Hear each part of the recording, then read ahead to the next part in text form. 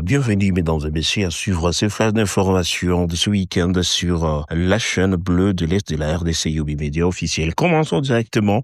Une embuscade des ADF à Ouessa fait un blessé et deux disparus près d'un baou. Nous sommes donc à Beni, au Nord Kivu. Une nouvelle attaque attribuée aux rebelles ougandais de forces démocratiques alliées ADF a visé samedi 20 septembre un groupe de civils escortés par des militaires de FARDC dans la localité de Ouessa, située au sud-ouest du village de Mbaou dans le territoire de Beni. Selon plusieurs sources locales, les assaillants ont tendu une embuscade qui a provoqué la panique au sein de la population. Grâce à l'intervention rapide de l'armée congolaise, un massacre de grande ampleur a pu être évité. Toutefois, une personne a été gravement blessée et deux autres sont portés disparus après avoir fui en direction de la brousse. Les habitants de la zone craignent que ces disparus aient été capturés par le rebelle connu pour leur exactions contre les civils dans la région. Toujours d'après les mêmes sources, ce même groupe armé est suspecté d'avoir mené quelques heures plus tard une autre incursion dans le village voisin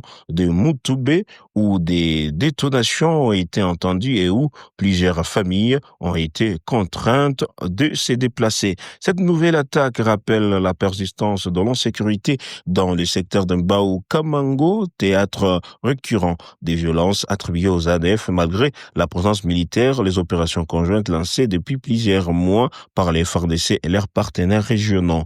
Les autorités locales appellent à un renforcement de la vigilance et à une intensification des opérations militaires pour sécuriser les populations civiles régulièrement prises pour cible dans cette partie du Nord Kivu. Et l'UDPS parti au pouvoir malgré la médiation de Tshisekedi, la fronde interne persiste. La tempête ne faillit jamais au sein de l'UDPS, l'Union pour la démocratie et le progrès, parti présidentiel, alors que le chef de l'État Félix Tshisekedi a lui-même tenté une médiation pour apaiser les tensions. La crise de légitimité entre les deux camps rivaux continue de miner la sérénité de la formation politique. Au centre du bras de fer, Augustin Kabouya, secrétaire général reconnu par une partie de l'appareil du parti, et Deo Bizibou, secrétaire général adjoint, qui refuse de s'incliner devant son autorité.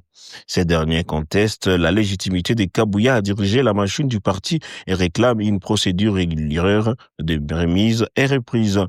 Dans une déclaration rendue publique, le camp Bizibou affirme préparer un processus formel pour officialiser ces transferts en signe de rupture avec l'actuelle gestion. Mais la médiation initiée par Félix Tshisekedi, président de la République démocratique du Congo, mais aussi autorité morale du parti, n'a pas à l'instant suffi à ramener le calme. Le président a écouté les deux camps et a appelé à l'unité. Mais sur le terrain, la méfiance persiste, confie une source interne.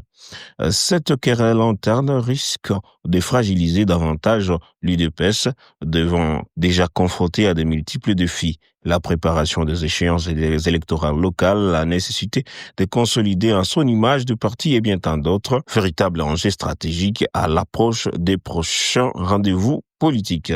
Dans l'attente d'un dénouement, les militants restent divisés et les appels de l'unité peinent à calmer les esprits. L'UDPS ne peut pas se permettre une crise de leadership alors qu'elle incarne l'espoir des nombreux Congolais, avertit un analyste politique. Pour l'heure, une seule certitude, malgré les interventions de haut niveau, la paix interne au sein du parti présidentiel demeure une équation non résolue. Ailleurs, l'exécutif national remercie la haute autorité de référence du parti d'avoir daigné accorder une audience à M. Deo Bizibou Balola, secrétaire général AI de l'UDPS Tshisekedi, accompagné de l'honorable Augustin Kabouya Chilumba, ancien secrétaire général.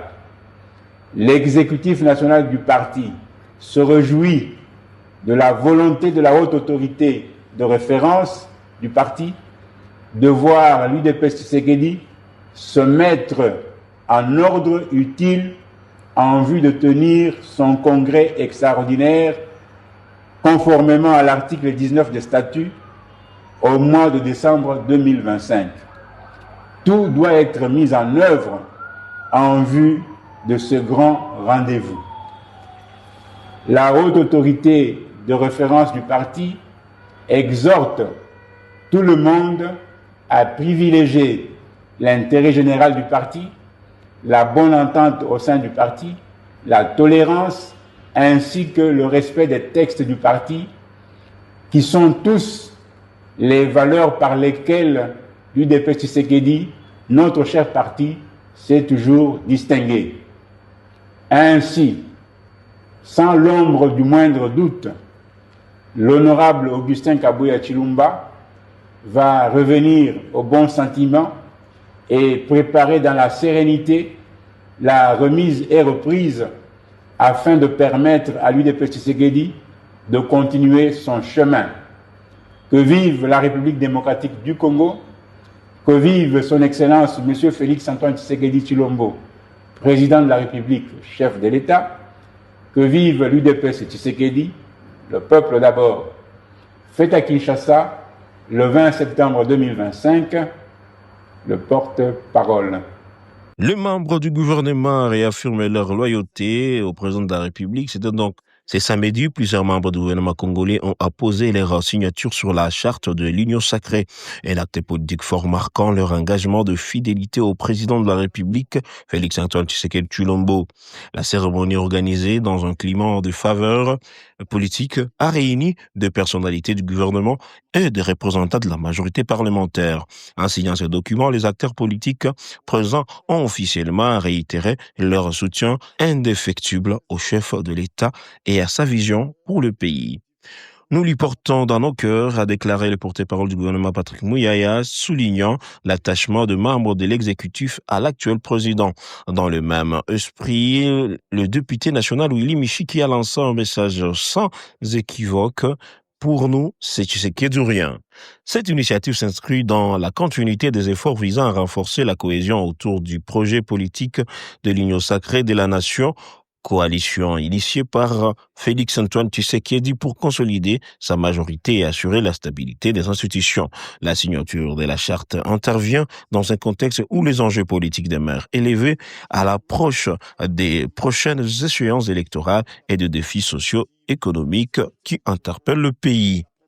Bouclons ces flashs d'information, mesdames et messieurs, par la condamnation à 20 ans de servitude pénale pour viol sur mineur des militaires à Bunia. Mais avant de continuer, je vais vous demander de vous abonner, d'aimer et de partager cette vidéo, d'activer la cloche de notification pour ne pas rater nos différents rendez-vous sur Yubi Media officiel. Revenons, le tribunal militaire des garnisons de Bunia à Ituri a rendu un verdict sévère ce week-end contre 2 militaires des forces armées de la République démocratique du Congo FARDC, reconnus coupables de viol sur mineurs. Le prévenu ont été condamnés chacun en 20 ans de servitude pénale principale. Selon le jugement, ces militaires ont abusé sexuellement de jeunes filles âgées de moins de 15 ans. Des faits commis au courant de l'année 2024 dans la ville de Bunia. Les magistrats ont retenu les circonstances aggravantes liées à l'âge de victime et à la qualité des auteurs. Dépositaire de l'autorité publique est censé protéger la population. En plus de la peine privative de liberté, la Cour a ordonné aux condamnés de verser des dommages-intérêts aux familles des victimes ainsi que la prise en charge de leur accompagnement médical et psychologique. Les organisations locales de défense des droits humains saluent cette décision qu'elles considèrent comme un signal fort dans la lutte contre l'impunité des violences sexuelles en Ituri.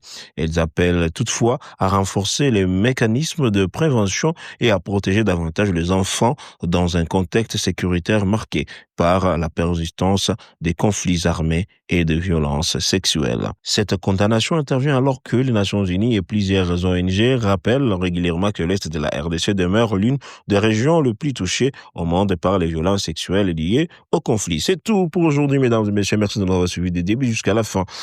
Mais tout simplement, je réitère notre demande. Mesdames et messieurs, veuillez vous abonner sur notre chaîne YouTube Média officielle, activer la cloche de notification pour rester vraiment au rendez-vous de l'actualité et pourquoi pas commenter cette vidéo. Qu'est-ce que vous voulez que nous puissions vous proposer à la prochaine? Qu'en pensez-vous de l'avenir de ce pays? Merci et à la prochaine.